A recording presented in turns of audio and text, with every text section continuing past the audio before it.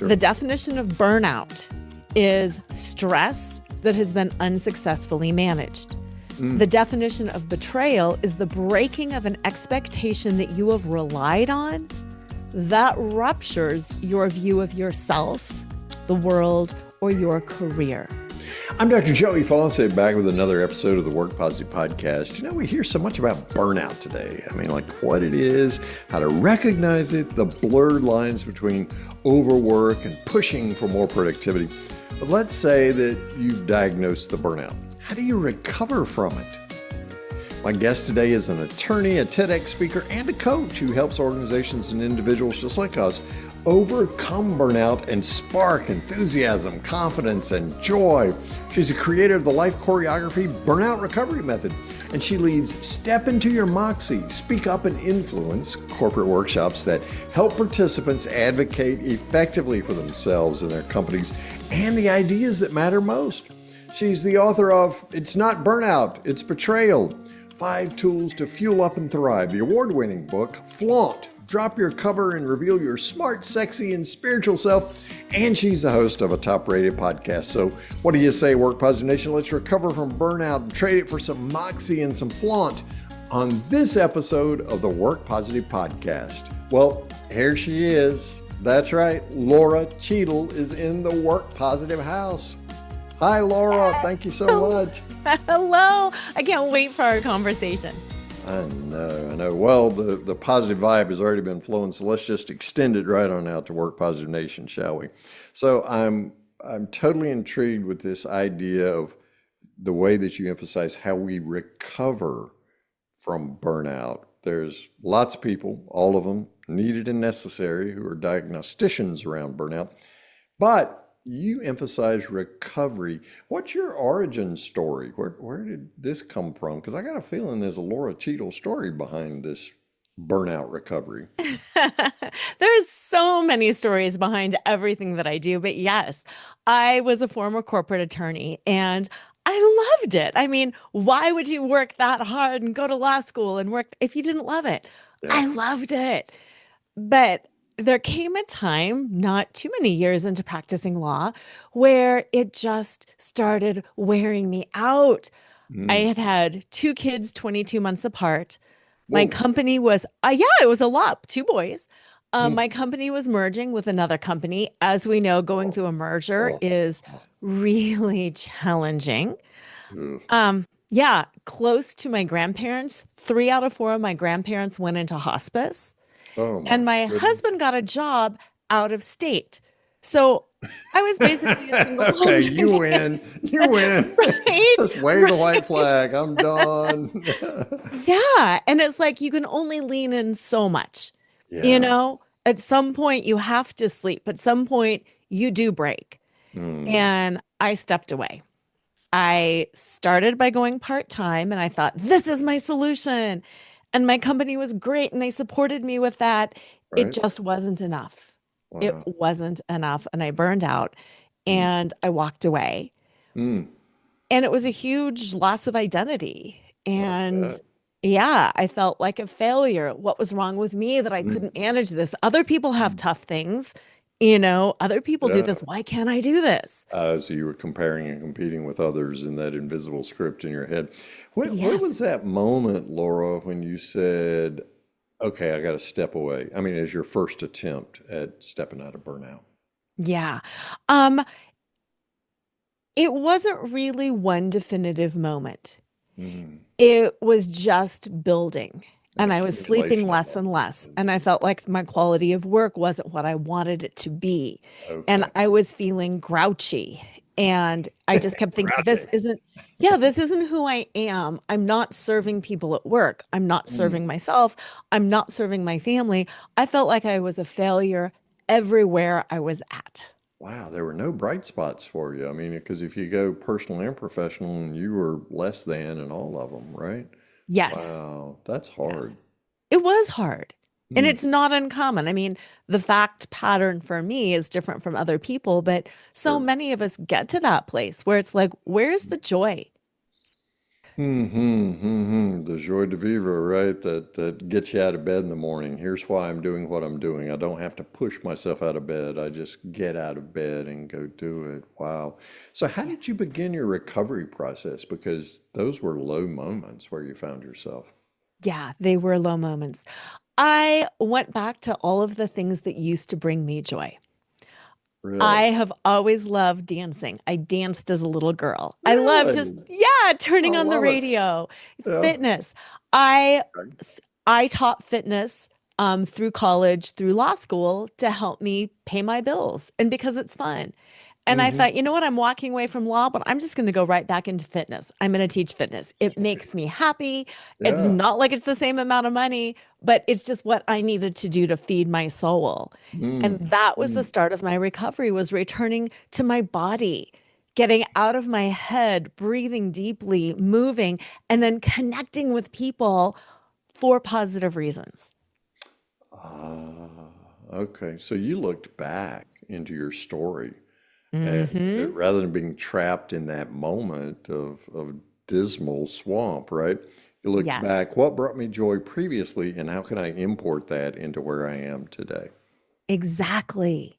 That's wonderful. Exactly So you right. still had all the same pressures. I mean, two boys, 22 months apart. That if I had hair, that would make me pull it, right? That in and of itself, I mean, that closeness, whoo, boy. Yeah. And then three out of four grandparents in hospice. Jeez. And you moved out of state. So good for you for looking back on better days and importing that. What was the most challenging part of importing that into today? Because I don't want to fluff over that and just make it Oh, sound, no, because no. there was a lot of deep soul searching around that. Yes, it was. People thought I was crazy.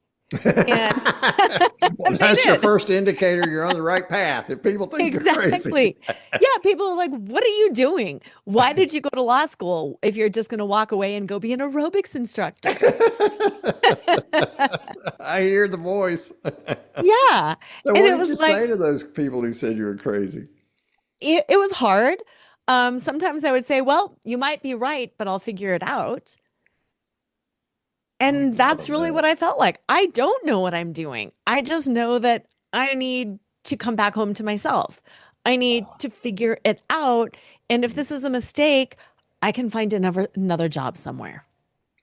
Oh, I love it. So, where did to use one of your words, moxie, come Yeah. from to be able to stare yourself down first? Because going from corporate attorney, and look, I work out every day. I'm very physically in tune with my body. I get the importance of that. I walk in nature every day just to make sure I'm in tune with what I need to be.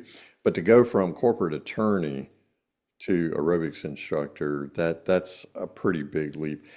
Yeah. How did you talk yourself into doing that? What was your self-talk like to help you make that transition? I wish it would have been better. Oh, I know. There's a whole host of critics in my head too, most of the time. Yeah. Yeah. At at the time, what I would tell myself is I don't care what people think. I don't care if this is a mistake. I need to do it. Mm, And I also knew my kids do need me at home right now. My mm. grandparents literally are in hospice. They are dying. This is my last shot.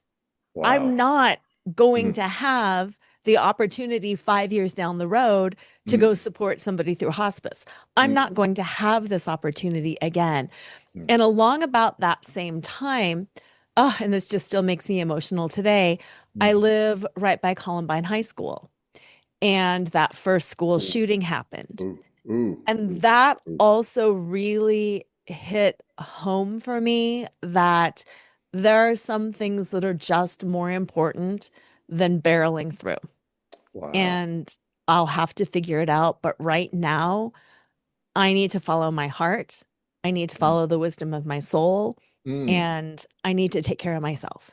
You reprioritized. Good for you. And wow, cast against that national, of course, for you is very personal context of how quickly life can change. Yeah. Wow, Laura, there are so many HR leaders right now and some business owners listening to this podcast who are right where you were, girl. They are. not just burning around the edges.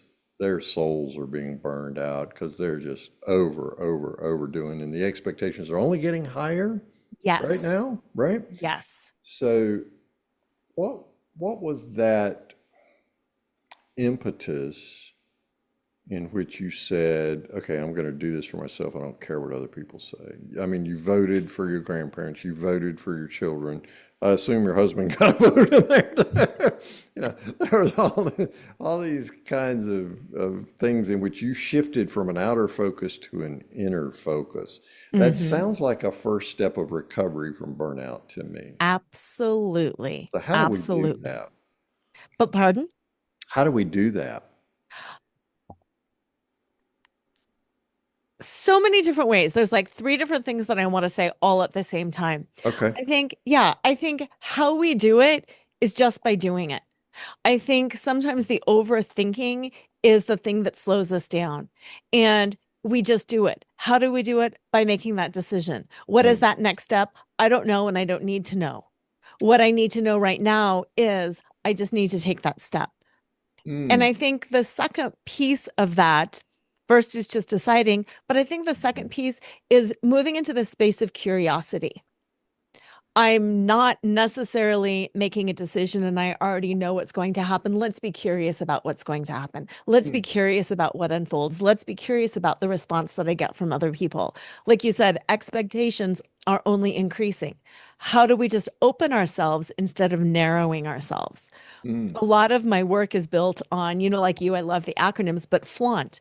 And not only is that one of my acronyms, but it's the energy, it's that expansion. And I think that's one of the first steps too is we open, we flaunt, we don't narrow down and shut ourselves down. We expand, move into curiosity, just make the decision and it happens for us. mm, mm, mm. I love it. I hear you first of all saying get clear, get some clarity. That's as opposed to certainty, as my friend Dr. Bob Yes. Johansson talks about. But Yes. I'm clear about what it is I'm going to do. I don't know the next step, but I love the combination of that clarity with curiosity. Hmm. That's one of the great gifts that my 5-year-old granddaughter gives me every day. Hey, Pops, let's go over here and do this, right? And that childlike sense of awe and wonder somehow gets stomped out of us in law school or whatever MBA Yes. program we're in or whatever there is, or by corporate America, right? But just remaining curious about who we are and the great life that we can live as opposed to selling our soul to a company store, if you will. So Hmm. I love that.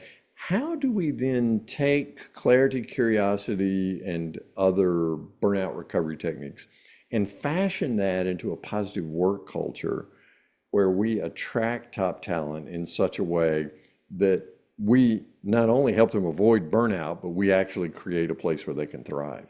Yeah. And I do love your word attraction because that's what it is. Mm, It is being so firmly connected to who you are and what your why is. Why am I here? What is it that I love about my work?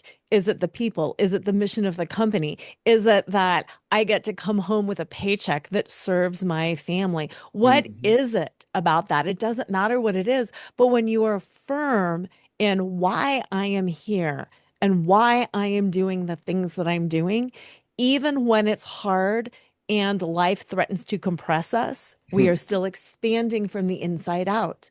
And mm, then we have that openness and that commitment and connection to the things that light us up, that other people feel that as well. mm, We co regulate off of other people. And I think as a leader, one of the most powerful things we can do is intentionally manage our nervous system, our frequency, whatever you want to call it. Because mm, when I am in this state, of openness, of curiosity, of commitment to my purpose, it inspires that in others as well. mm. So the huge attraction factor that we find here is the development of a culture to where we can bring our whole selves, if you will, or we're all in. There's Yeah. no artificial division between personal and professional. So it's the core of who I am as my Hmm. why, And I see that take expression because I'm aligned with it in the company. And there's a real stewardship and responsibility that we have as HR leaders in inviting people to join our teams and making sure that we create a culture that does that, right? Yes, a huge responsibility. But the thing about that responsibility, feel the weight of that word. Is that Mm, a positive weight or is that a negative weight? very Is that, positive. "Ugh, yeah, it's like, I've got to do this. Oh No, no. I get Mm, to do this. I yes, get to bring my whole self and that's I get right. to welcome you in your whole self. And Mhm. perhaps in your other roles, you weren't able to do that. What can you bring here? Mm. And we're back to clarity and curiosity, right? I'm clear Yes. about how I'm inviting people onto this team, and I'm curious to discover yours, and what Yes. yours are, and is this the best fit for you? So once we Yeah. get them on, we don't want to date hard, Laura, and then forget who we dated and married here, right? We want to keep those fires of passionate work burning. How do we do that and keep the top talent on our teams? Yeah. Expectation management is huge. Mm, Um, so much that I focus on when I talk about expectations is expectations are three things. First, we have to be aware of what those expectations are. And quite often, we have no idea what we expect. We just show up and then we're disappointed. And then we don't know why we're disappointed. And then we become mm, resentful. And then we're like, I've tried so hard. upset. And after all I've done, they don't even notice me.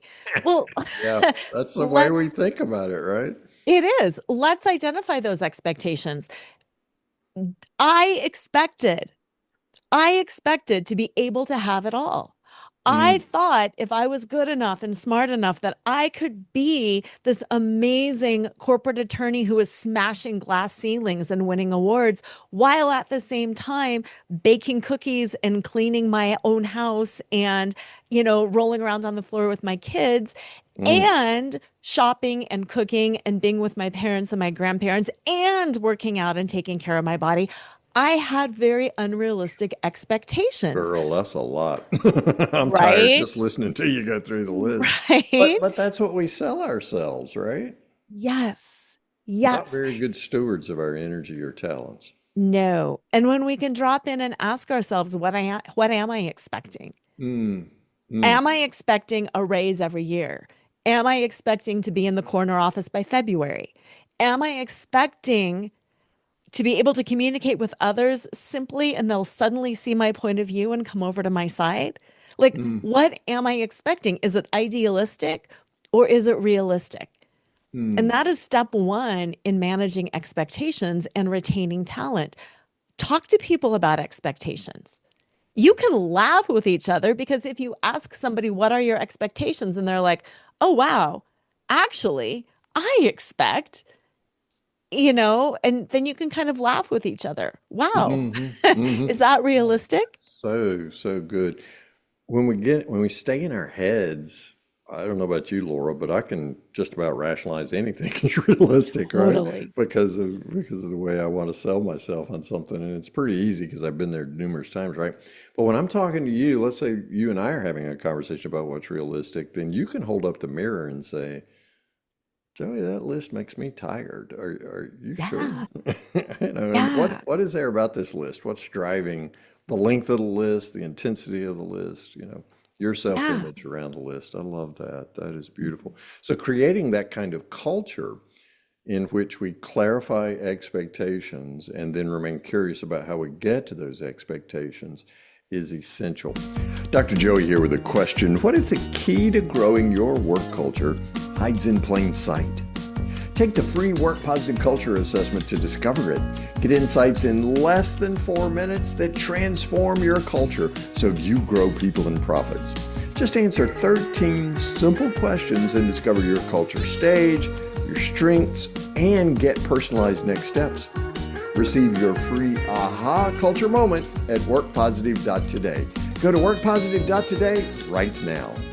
So Hmm. Laura Cheadle is my guest on this episode of the Work Positive podcast. Hey, unless you're on Peloton or walking the dog or something, go over to burnout-or-betrayal.com. Laura's got a free gift there for us. We're going to talk about that in a little bit. Or if you want to go over to Amazon, we've got a link in the show notes to her book, It's Not Burnout, It's Betrayal.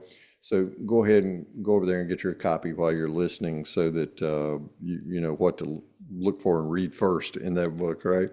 Um, Laura, what are some of the challenges you see companies struggling with? And we're struggling Yeah, we today are struggling. to manage those expectations, to clarify them, and to remain curious about them and to move forward because so many things are in flux.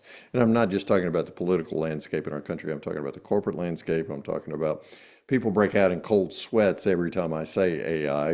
I think it's exciting and wonderful, but not everybody holds that viewpoint, right? What are some of the challenges you see in this upheaval in our landscape today that we call work? Hmm. What are some of those challenges? Yeah, you named so many of them. Burnout truly, I think, is the number one challenge Mm, that is faced today. I think what fuels burnout is, just like I was saying in the title of my book, a sense of betrayal, that our expectations were betrayed, that we haven't been listened to, that we didn't get what we expected, that this isn't the job I signed up for. This isn't the life that I signed up for. And what underpins all of that is such a sense of urgency that we have to get more done. We have to make more money. We have to save more time. When in reality, it can be such a simple solution to turn inward, to breathe, to mm, ground, to ask ourselves, what am I expecting? Is that realistic or not?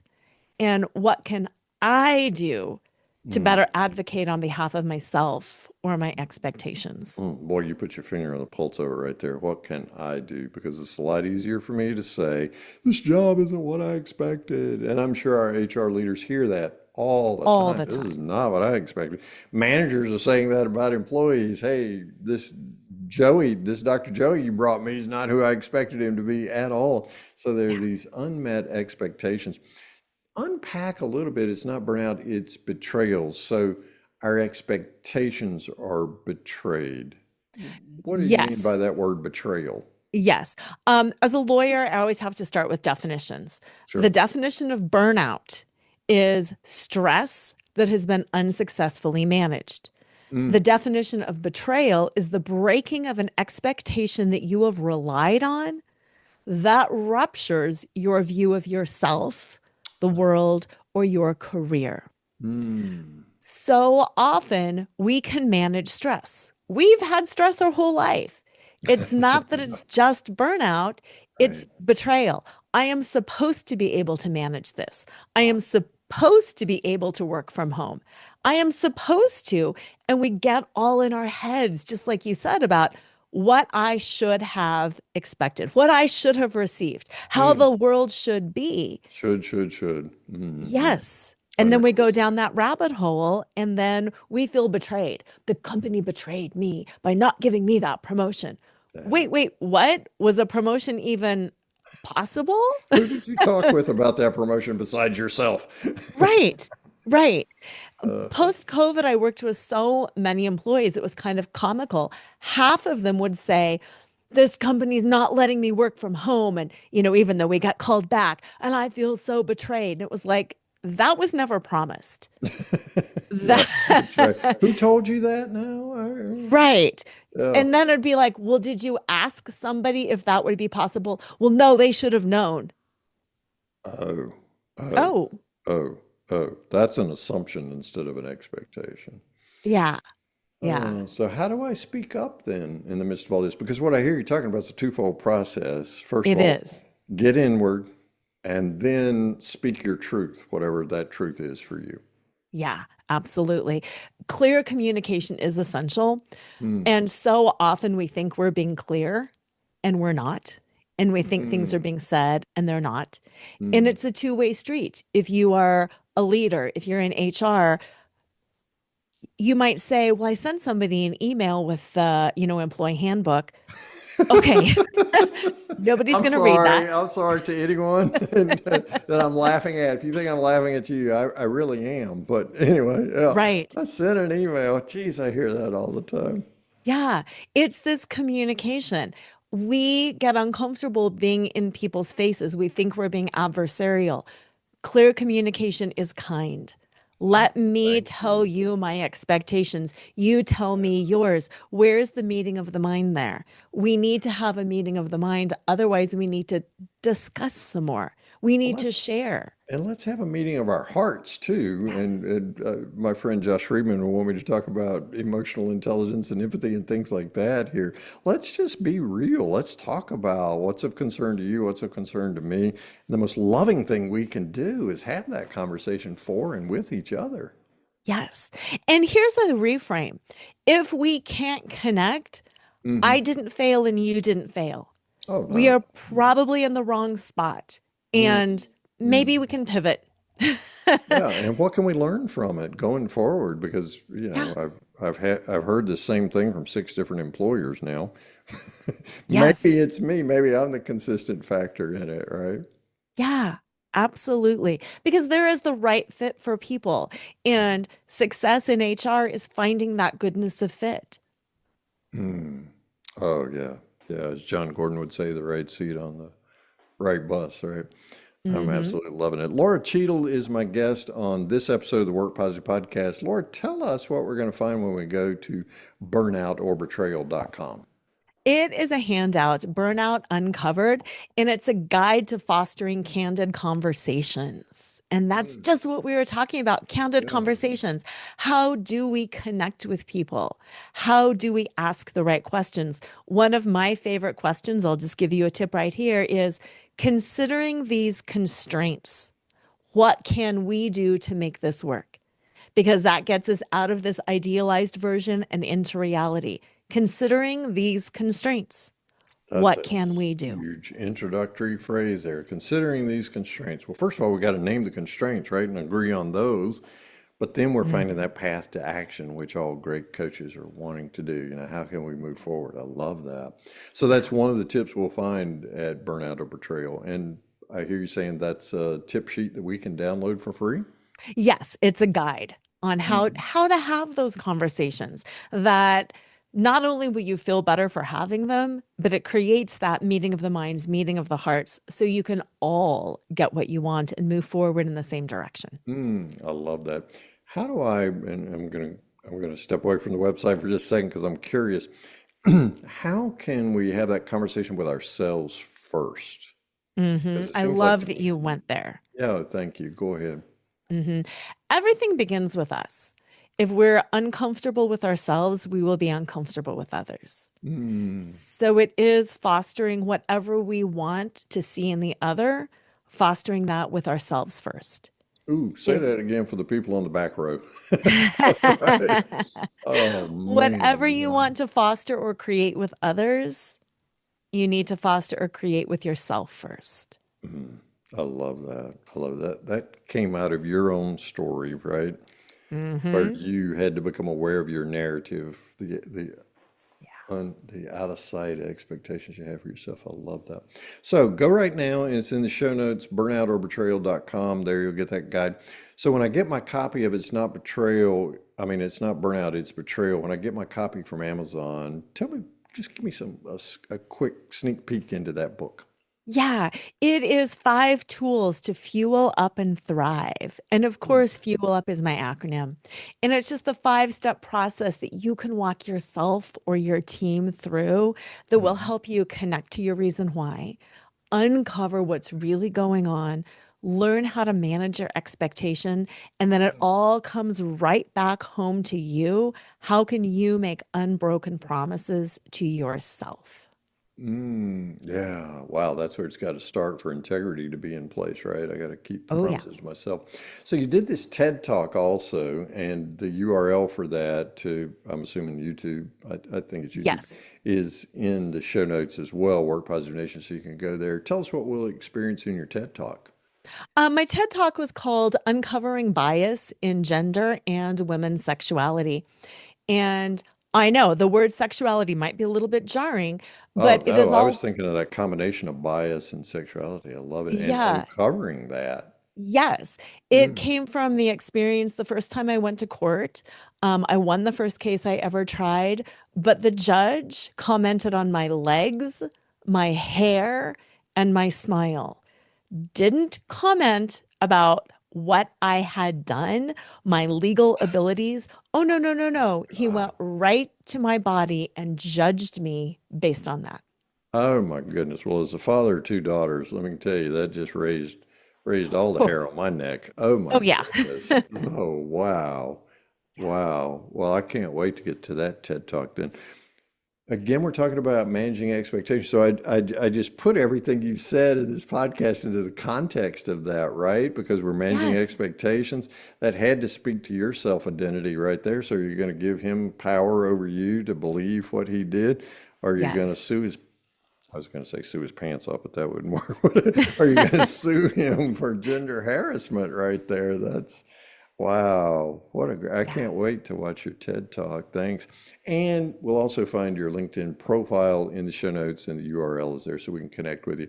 Is that a great way to send you a message on LinkedIn or something like that? Please. Yes. LinkedIn Okay. is a great way to connect. Wonderful, wonderful. I'm always curious about connection points and what our guest preferences are. So we got time now for one more thing, and I call it the do one thing, Laura Cheadle. What is the one thing you would encourage Work Positive Nation to begin doing today, right now, to create the kind of positive work culture that we're talking about so that we avoid burnout and betrayal and we thrive? I love this question so much, and I love giving this tip because it has changed my life. And I really think it's going to change yours too. Intentionally go out and look for 5 things a day that you like, that you appreciate, or that crack you up. We all have a bias for negativity. We are programmed, pre programmed to look for what's wrong. And then we comment on what's wrong. And it sucks us all dry and it Yeah. kills our souls. Mm, Start the practice today at work of commenting on, noticing 5 things that are positive. It mm. changes your entire outlook, it changes the culture. Better yet, you can challenge your employees, coworkers to do the same. I love it. I absolutely love it. And then write it down in your gratitude diary before you go to sleep that night. Right? All five Yes. of those things. I love it. Laura Cheadle, I'm better for this conversation. I know Work Positive Nation is also. Go right now to burnoutorbetrayal.com. Make sure you get your free guide there so you can have these conversations and learn to manage not only your expectations internally, but how to have constructive conversations with other persons so that you can mutually manage those conversations. Go to Amazon right now and get your copy of It's Not Burnout, It's Betrayal, and then drop us some comments. And you can go watch that TED Talk, which I'm going to go do right now. And then you can send Laura a message on LinkedIn and tell her how much you enjoyed all of these great things. Thank you so much. Work Positive Nation is better for this conversation with you today, Laurel. Thanks for your time and wisdom. Thank you. I'm grateful you joined our conversation about creating positive work cultures that grow people and profits. Connect with me directly on LinkedIn today. Just search for Dr. Joey Fawcett or click the link that's below in your show notes. When you send your connection request, mention that you're a podcast listener because I want to give you a free digital copy of my Work Positive Team Edition book. That's a $19.95 value. It contains practical strategies that I've personally used with clients to transform toxic work environments into thriving cultures. We explore how to create a positive work culture in every single one of these episodes. Our LinkedIn connection, though, allows you and me to directly talk about your specific challenges. I personally read and respond to your messages because I genuinely care about your success in creating a positive work culture. So go to LinkedIn and let's connect. Remember to mention you're a podcast listener to receive your free Work Positive Team Edition book. I look forward to seeing you on our next episode of the Work Positive Podcast.